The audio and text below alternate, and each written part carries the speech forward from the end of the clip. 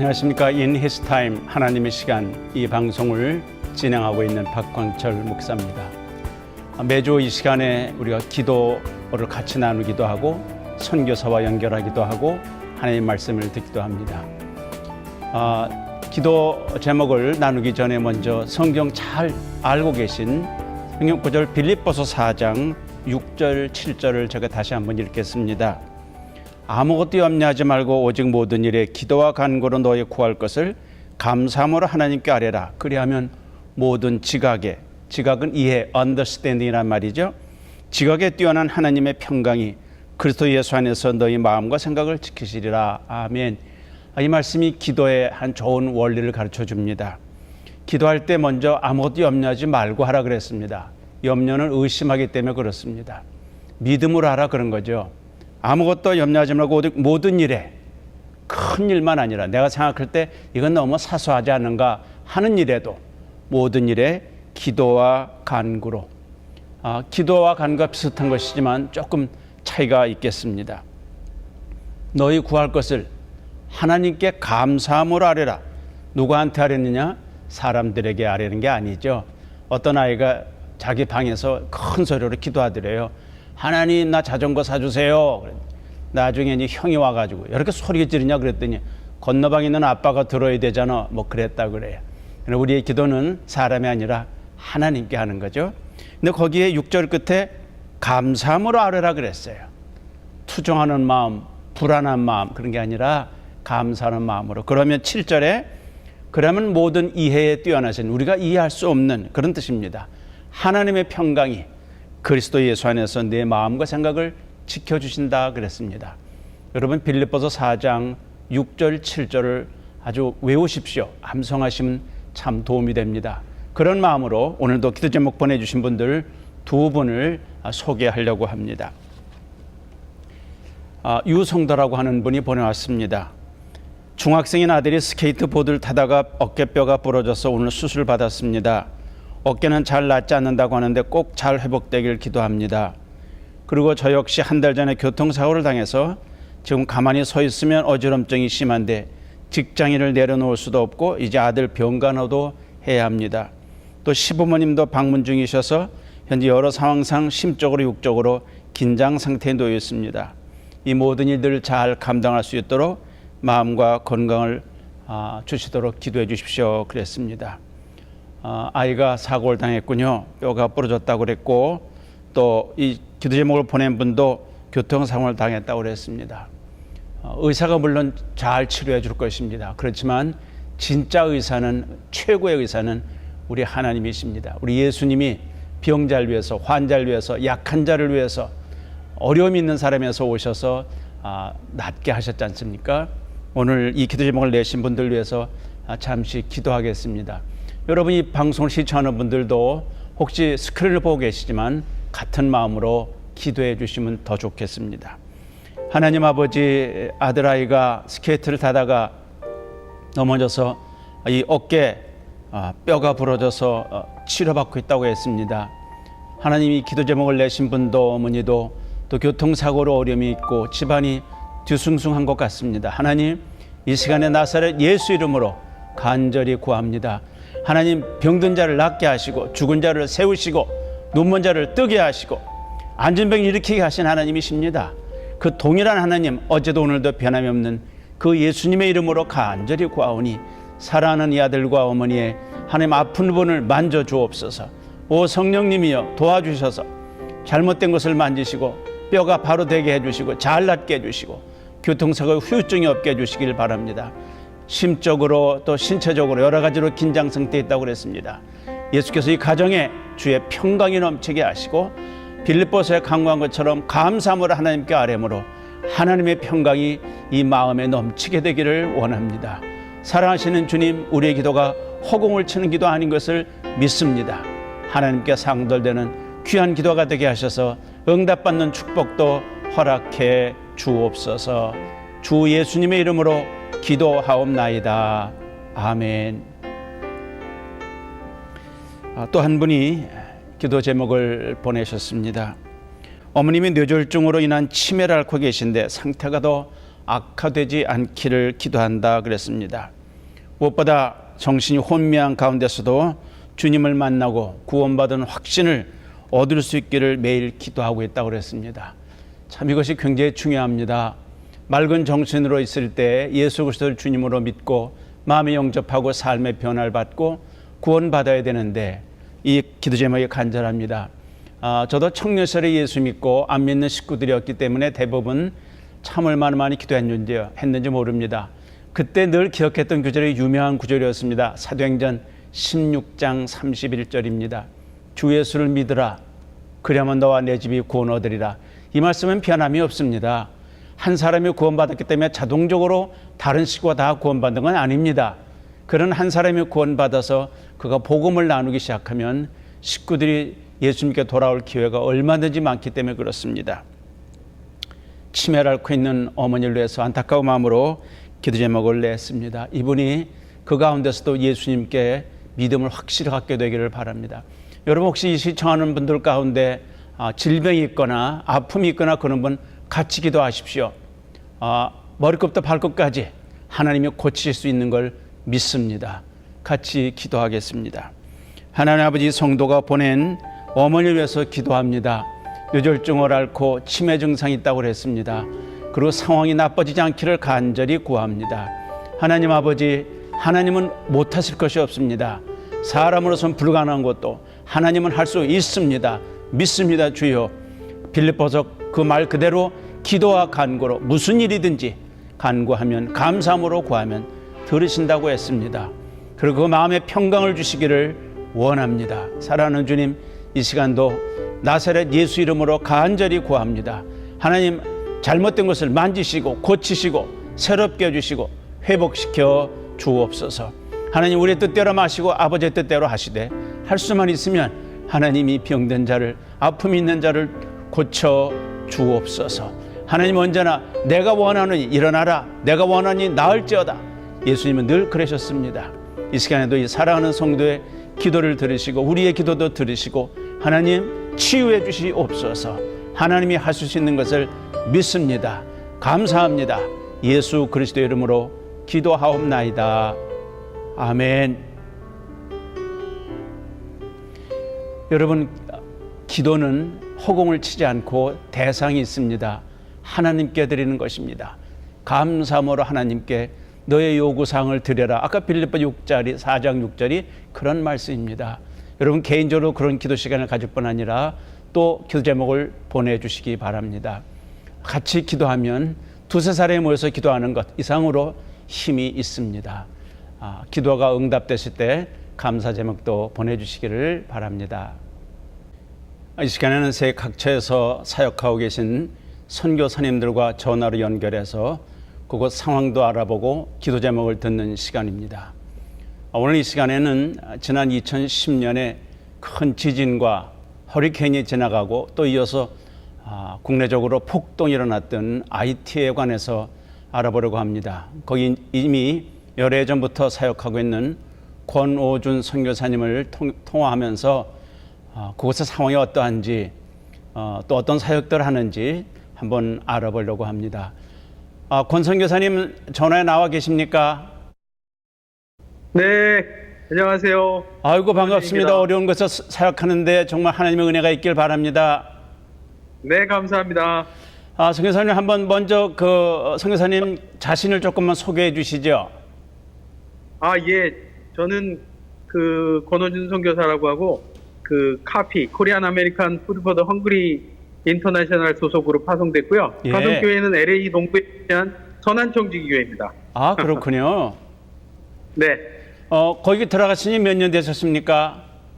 그러니까 2010년에 들어왔으니까 이제 8년 지난 것 같아요. 그렇게 어려운 때 들어가셨군요. 그러니까 원래는 제가 선교사로 헌신하기로 하고 일본 선교사가 되기 위해서 이제 준비를 한 3년간 하고 있었는데요. 예. 원래 제가 직업 건축이다 보니까 지진이 났을 때 어떤 분의 권유로 무너진 집들 때문에 IT를 가게 됐었어요. 교회들을 하고. 그러다가 하나님께서 마음을 이렇게 움직이셔서 돌아와서 아내와 의논하고 IT로 곧장 들어간 거죠. 그러니까 지진에 발목을 잡혔다고나 할까요? 잘 잡히셨습니다. 진짜 적임자가 네, 가신 것 같은데. 그럼 네. 거기서 하시는 저 사역들은 어떤지 좀 소개해 주시죠.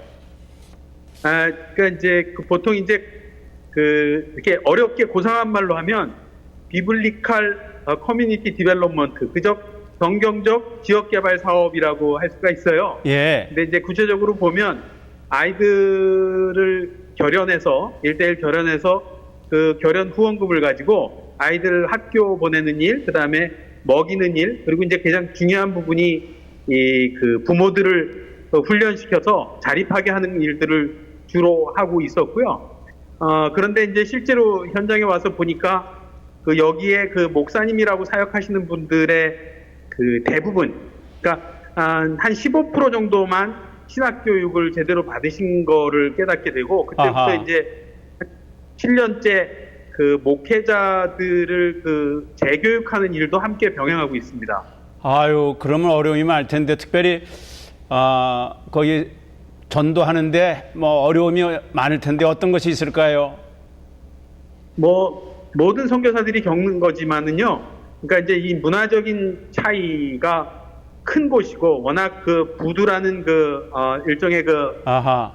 정령 신앙이 아주 그 세계관에 뿌리 깊이 있어서 그 근본을 고치는 일이라 일반적인 그 성도님들이나 이런 분들에게서는 저희들이 별 효력을 못 보고 있고요. 그래서 이제 사역 방향도 차세대 아이들과 청소년 사역에 집중을 하면서도 제가 이제 충격을 받았던 것은 그 정규 신학 교육을 받지 않은 목사님들이 뭐 적게는 50명, 많게는 한 200명씩 모아놓고 매 주일마다 무슨 뭔가를 얘기하고 계시는 거예요. 그러니까 등골이 사실은 서늘한 일이죠. 그래서 이제 그런 일들을 감당하는데, 이게 이제 혼자의 힘으로 될 수는 없고 여러 가지 협력 사역이 필요한데, 사실 이곳이 좀 열악하다 보니까 그런 인적 자원의 지원이 굉장히 부족해요.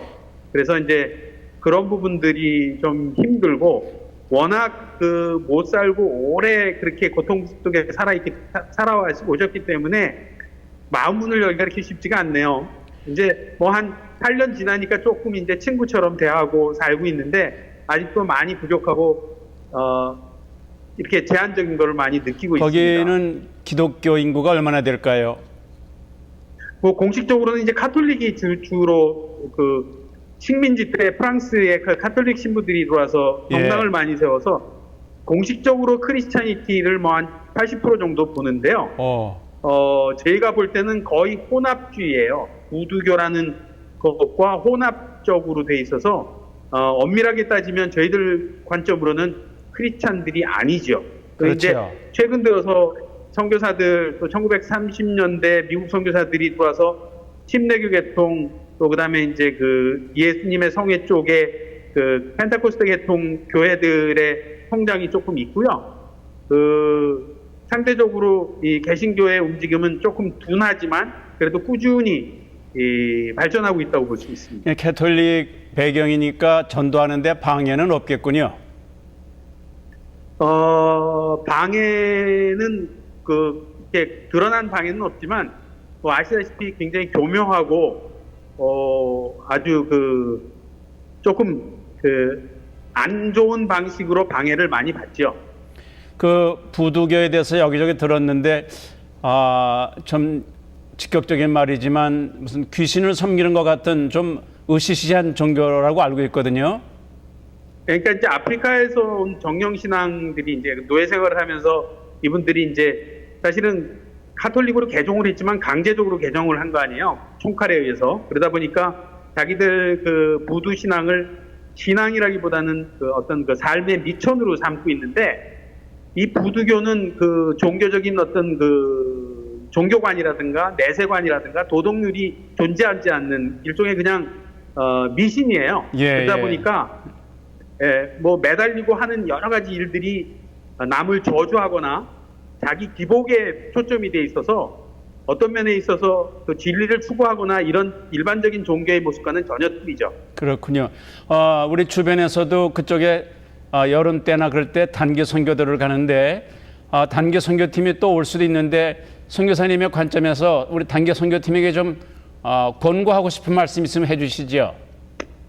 그러니까 짧은 기간 동안에 오셔가지고 무슨 열매를 본다거나 이런 쪽으로 하다 보면 사실은 아무것도 안 되고요. 그냥 씨를 뿌린다는 심정으로 예. 오셔서 하고, 특별히 이제 이쪽이 열악하고 또 특별히 의료 환경 같은 게 나쁘고 또 아이들 교육 문제가 굉장히 열악하기 때문에 단기팀이 오셔서 마을에 문을 열어주거나 사람들이 그 기독교에 대해서 관심을 갖게 하는 데도 굉장히 효과가 있어요. 예. 그래서 단기적인 어떤 그 열매를 가지고 또 그걸 확인하려고 하는 것보다는 꾸준히 씨를 뿌리면서 이분들의 그 세계관을 차츰차츰 이렇게 천천히 바꿔가는데 초점을 맞추는 것이 효과적이 아닐까 이렇게 생각하고 있습니다. 그렇군요. 근데 듣기로는 지난번 뉴스에 그 안에서 폭동이 일어났다고 그러는데 무슨 일인지, 그리고 현재 상황은 어떻습니까?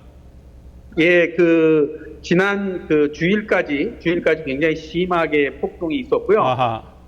주로 이제 정치적인 이유예요. 저희들이 볼 때는 정치적인 이유. 표면적으로는 가스값을 한 40% 올렸거든요. 근데 이제 그거는 의도적으로 올렸다기보다도 IMF에서 어떤 지원을 받으면서 그 약속에 의해서 지난 2월에 약속된 걸로서 일어난 건데, 그것보다는 지금 이제 수없이 많은 후원금, 지원금 또 외부의 차관이 들어오면서 이 부패한 정치권들이 그 돈을 분배하고 나눠 갖고 하는 데 있어서의 어떤 권력 투쟁에 따른 어떤 그런 것으로 지금 파악하고 있습니다.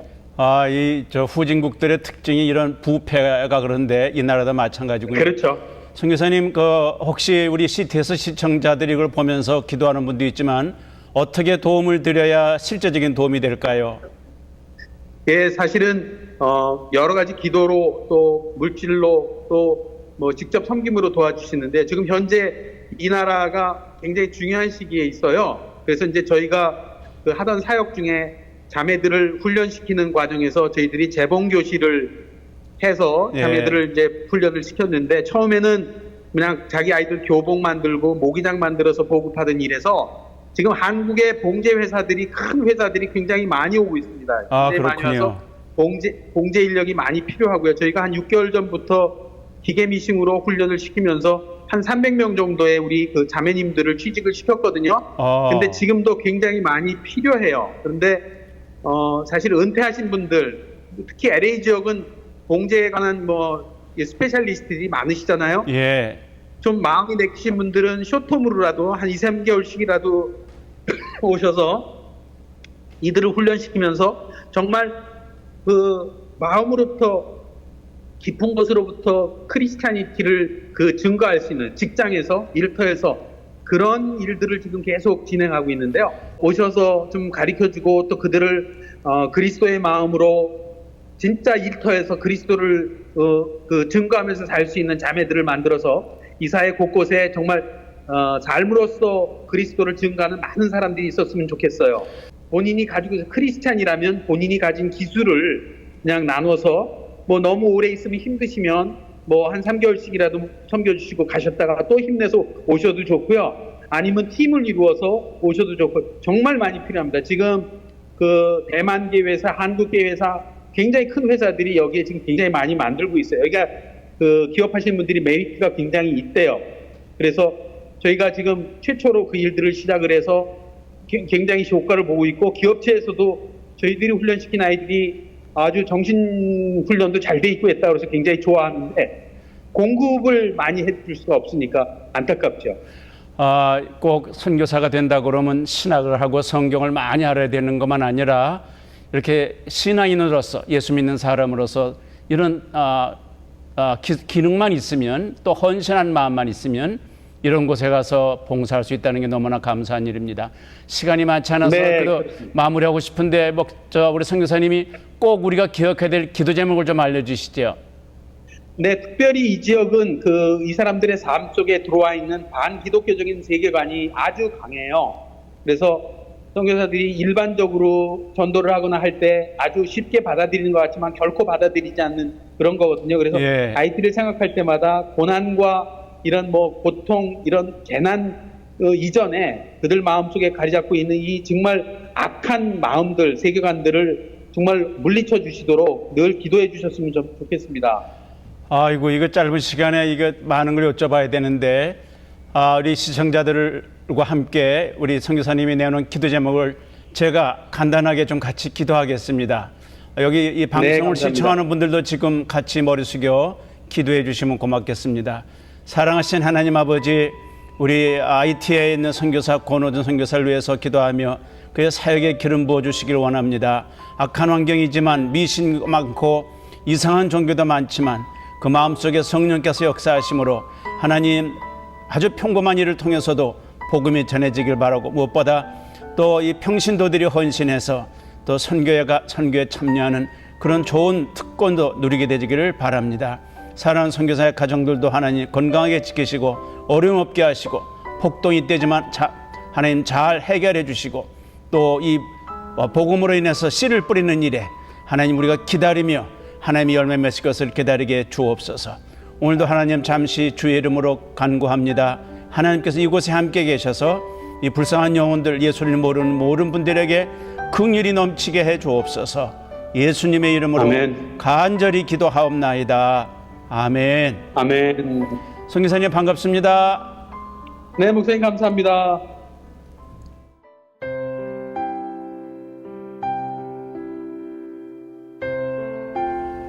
이 시간에는 하나님의 말씀을 듣는 시간입니다.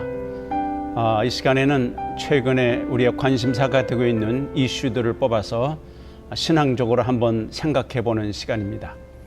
오늘은 세계적으로 어려움이 되고 있는 난민 문제에 관해서 말씀을 나누려고 합니다. 전에는 몰랐는데 최근에 세계적으로 난민 문제가 큰 이슈가 되고 있습니다. 아프리카나 중동 지역에서 전쟁과 내란과 기근 또는 박해를 받으면서 생명을 유지하기 위해서 목숨을 건 대탈출이 일어나고 있는 것입니다. 여러분 아시다시피 시리아는 예전에 성경의 중요한 나라 중에 하나였습니다.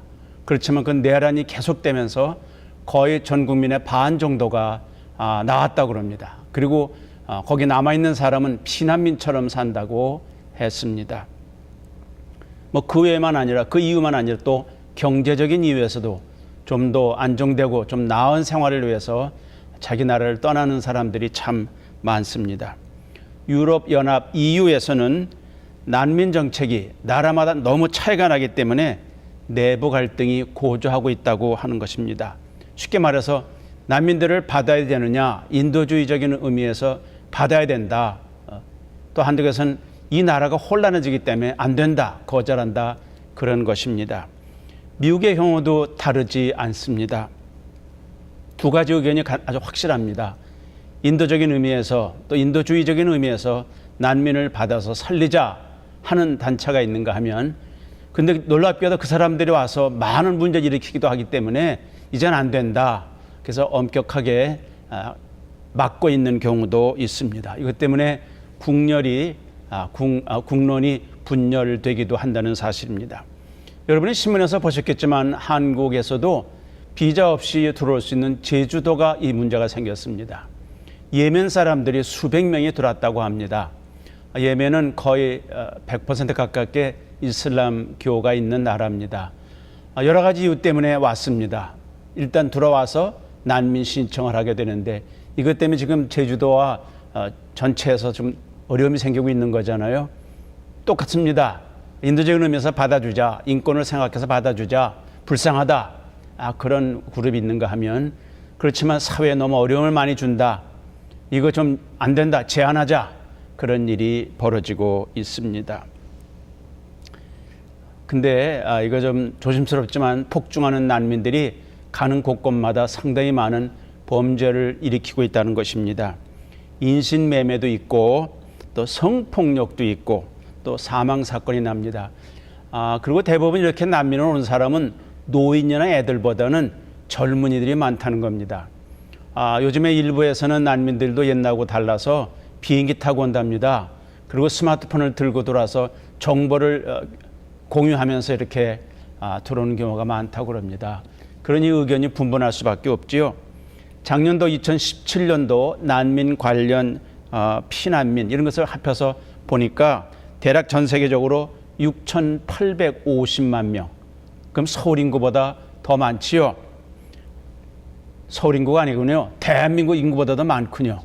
이런 많은 사람들이 세계에 지금 흩어져 있다는 것입니다. 이것이 앞으로 어떤 방향으로 흘러갈지 참 우리의 신중한 생각도 필요하고 관심사입니다. 이 남매 문제를 보면서 우리 모두는 이 땅에 나그네라는 생각을 했습니다. 맞습니다. 우리가 나그네입니다.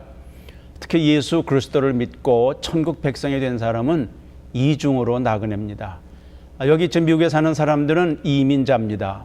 그러니까 이민자가 됐으면서 또 천국 백성이니까 이중 삼중으로 나그네 같은 삶을 살게 됩니다. 그 신앙 때문에 고향을 떠나서 사방이 흩어져서 특히 소아시아 지역에 흩어져 갔던 성도들 대상으로 해서 쓴 편지가 베드로서입니다. 베드로전서 1장 17절에 이 말씀이 있습니다. 외모로 보시지 않고 각 사람의 행위대로 심판하시는 이를 너희가 아버지라고 부른즉, 하나님 아버지라고 부른다는 것이죠.